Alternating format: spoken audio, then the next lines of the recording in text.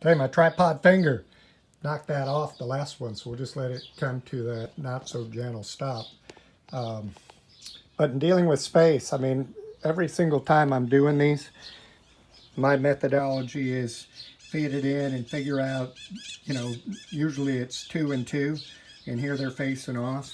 I was practicing my line because I could consider that a flaw that ruins the page. I could flip it. I thought there was too much over here. So on this brush, which is kind of old, I'm just getting the fluidity and rolling it. So I drew this pig with a little bit of a sideburn suggestion. Here's the money rolling in. And a line on the 1 to 2 parts, rule of thirds. Whoops, right there. But the other thing I was going to mention was that's just 5 by 7. I mean, so here's my hand in relationship. But one kind of cool Saul Steinberg technique is where you almost do a silhouette, and then this line, like that's even the horizon line, and he's stepping along. This is land, this is sky. So let me just maybe make a strip for the yard, and then a house. We know how big a house is. Here's a house, here's a window. I'll make it kind of like a face, maybe steps to the front porch, angled in. So the pig is bigger than a house, especially if we put, you know, a landscape tree right here. All of a sudden, that pig is bigger than a house. So even on 5 by 7, boom, he is what you call a big pig. And let's see, for somewhat symmetrical balance, something here, maybe another part of a house over here. Why not a chimney for Santa Claus? A corner window. Driveway, shadow, and that pig really fills the space. So there's still a lot of opportunity, and this could be pure form. You know, I'm thinking about pigs running through the neighborhood. Big, small. There's a wealth of possibility, and this is just one way to deliver the goods. That's another way. That was just ballpoint pen first in sketchbooks. Sometimes I come back with watercolor washes because the way I see it, watercolor should be transparent. I'm gonna let this guy hold on top of the Elvis trash can my water. And I was saying, when your water gets murky, it's time to go to the sink. It's over there. I'm not going to get up right now, though. I'm just going to get... I think with watercolor, when you start, it's better to get a brush that's too big, where in here is the kind of flat that I want. We'll use this one. It's about a 1/2 inch flat, then too small. That's my 2 cents. And I'm going to come back to this guy where I'm washing in some reds to start. And there's a cool red on the crimson side, like a alizarin crimson, and then a less transparent cadmium medium, I think. And I'm just washing in the reds like Richard Scarry would do it. And this one might already even have the hint of a complementary color scheme. Maybe I should push that. So I'll go to the palette and juice up the green selection I have, which I think is like a phthalo, a blue-green, and then like a sap green. But we'll just try the blue-green. I'll keep the palette fairly closed, and you know, you could glaze over the top.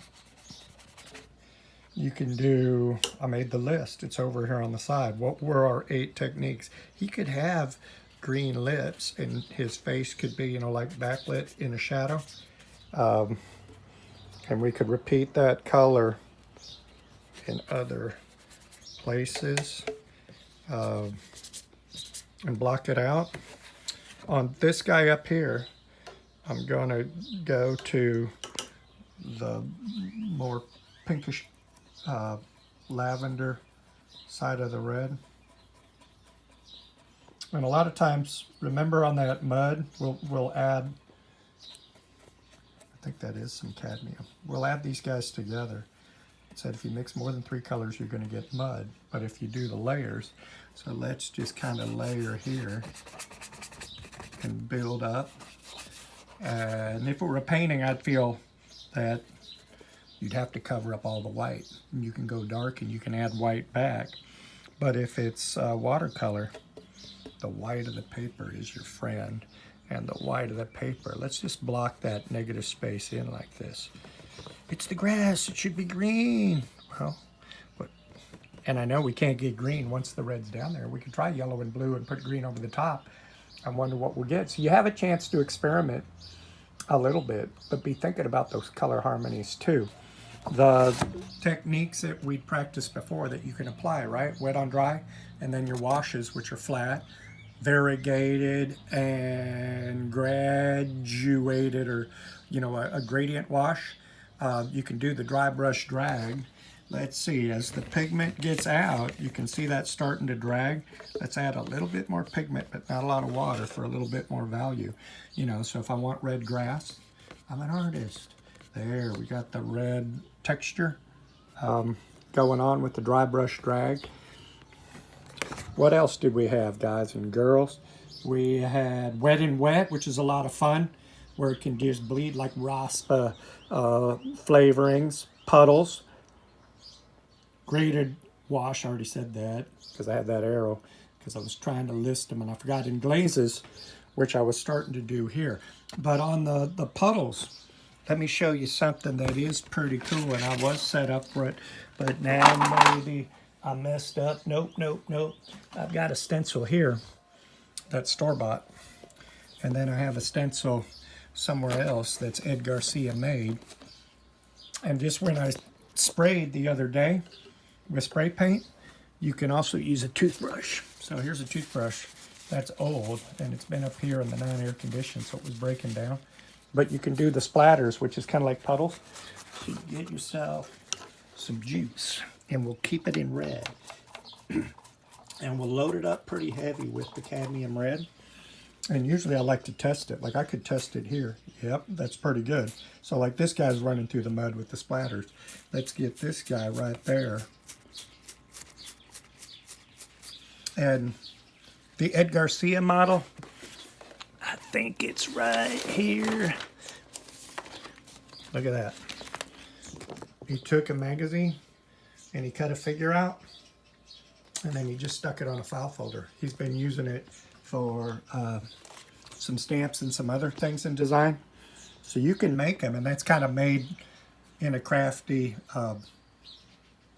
found a photo way, or you can buy them, so that's more than 5 ways to be awesome as you start your magnificent 7. What's 5 plus 2? 7. That's a pretty good over and out. And I kind of really right now, and that might be a good place to almost stop this talk, this YouTube video, and maybe these with the reds with the monochrome and then the green creeping in, which could be symbolic color. Brianda, look at her PowerPoint that I put up on the folder with the nationalistic colors of Mexico.